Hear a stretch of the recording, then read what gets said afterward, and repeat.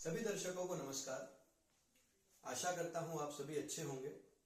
बच्चों, पुराने वीडियोस में मैंने वीकली कैसे प्रिपरेशन करनी है, पहला वीक था आपका 12 जनवरी वाला, दूसरा वीक था 19 जनवरी वाला, तीसरा वीक था 26 जनवरी वाला।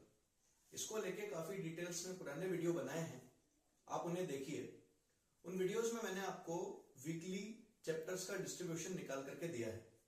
आप उन तीनों वीडियोस को देखेंगे तो आपको समझ में आएगा कि टोटल आपके सिलेबस के 14 में से 13 चैप्टर्स हम उसमें डिस्कस कर चुके हैं कि वीक वाइज उसको कैसे डिस्ट्रीब्यूट करके पढ़ना है। अभी केवल एक चैप्टर बचता है, चैप्टर नंबर 10 सर्कल्स। क्योंकि वो छोटा चैप्टर है, गिनती की 2 एक्सरसाइज हैं, तो आपको उसको पढ़ने के लिए 2 दिन सफिशिएंट रहेंगे।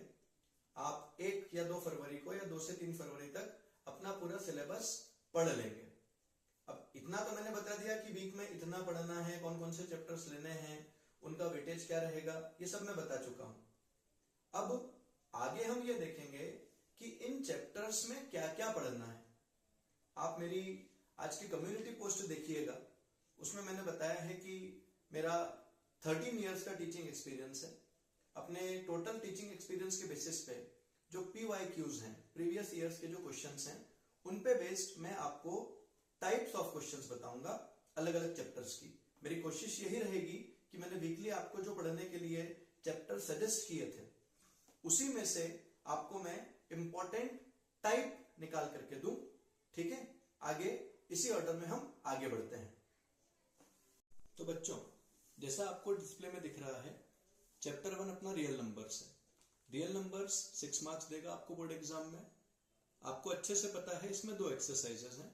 एक्सरसाइज 1.1 जो कि फंडामेंटल थ्योरम ऑफ अरिथमेटिक पे बेस्ड है, इस पे से मोस्टली एक MCQ आता है या उसके अलावा कोई 2 मार्क्स तक का क्वेश्चन आ सकता है।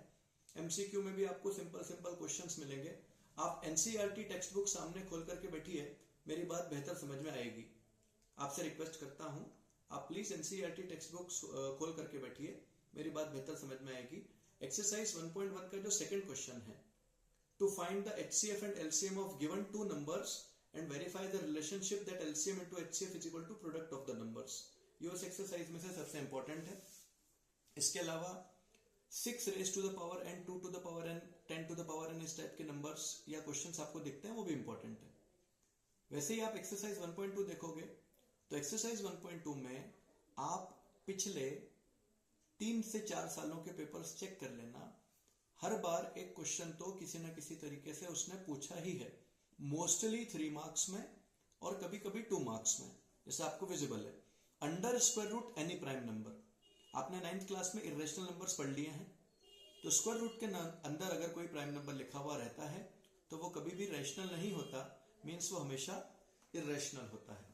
तो √2, √3, √5 ऐसे रिलेटेड जितने भी नंबर्स हैं, बेसिक स्टैंडर्ड दोनों के पेपर्स के लिए ये बहुत बहुत इंपॉर्टेंट है। और सबसे लास्ट में आपको दिख रहा है कि combination of rational with irrational अगर आपको देता है तो वो आपको 2 मार्क्स में पूछा जा सकता है। आगे बढ़ते हैं बच्चों। चैप्टर 1 के बाद हम चैप्टर 11 और चैप्टर 12 की बात करेंगे। पहली बात तो यह है, इस यूनिट का नाम है मेंसुरेशन। आप किसी भी रेफरेंस बुक में आप इसको देखोगे, पढ़ोगे, तो आपको ये चैप्टर 11 और 12 दोनों मेंसुरेशन यूनिट में मिलेंगे। इनका टोटल वेटेज 10 मार्क्स का है।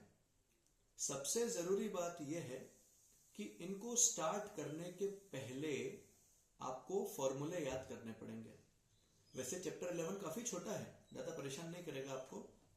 उसमें पहला टॉपिक है area of sector of circle और अगला टॉपिक है उसमें area of segment of circle. दोनों के अपने अपने फॉर्मूले हैं। हमको कभी भी एरिया ऑफ सेक्टर पूछा जाता है तो area of sector of circle is always equal to area of minor sector of circle. 2 sector होते हैं, एक माइनर एक मेजर। वैसे ही एरिया ऑफ सेगमेंट अगर पूछा जाता है तो वो हमेशा एरिया ऑफ माइनर सेगमेंट में गिनाता है।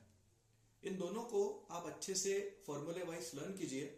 मैं एक वीडियो में सिर्फ फॉर्मूले की ही बात करूंगा, लेकिन मैं आपको सजेशन करूंगा कि आप पहले भी स्टार्ट कीजिए, उसके बाद जैसे जैसे मेरे वीडियोस आते जाएंगे चीजें आपको क्लियर होती चली जाएंगी। इसी ऑर्डर में हम आगे देखते हैं। चैप्टर 12 है areas of combination of solids, first topic. और सेकेंड टॉपिक है volume of combination of solids. Chapter 12 आपका पुराना दोस्त है, इसका नाम है सरफेस एरियाज एंड वॉल्यूम्स। ये सरफेस एरिया वॉल्यूम आप लोग 9th में भी पढ़ चुके हैं, इसे आप थोड़ा बहुत 8th में भी पढ़ चुके हैं।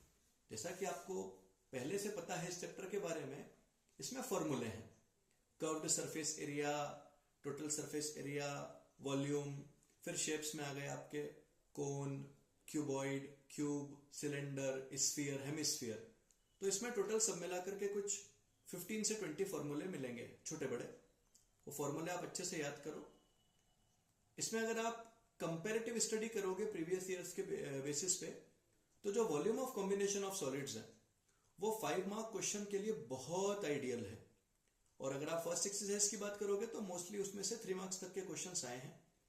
जैसा कि मैंने आपको स्टार्टिंग में भी स्पेसिफाई किया है, मैं इंपॉर्टेंट टाइप पे फोकस कर रहा हूं।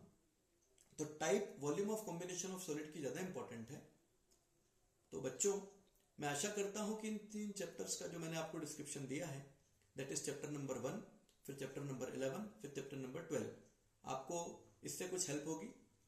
अब बचे हुए जो चैप्टर थे, इसके अलावा जो भी पढ़ने के हैं, जो मैंने आपको वीक 1 के लिए सजेस्ट किए होंगे या वीक 3 के लिए सजेस्ट किए होंगे, वो मैं आपको अगले वीडियोस में बताता हूं। प्यारे बच्चों, इस वीडियो में मैंने आपको 3 चैप्टर्स की बात बताई है, चैप्टर 1, चैप्टर 11 एंड चैप्टर 12।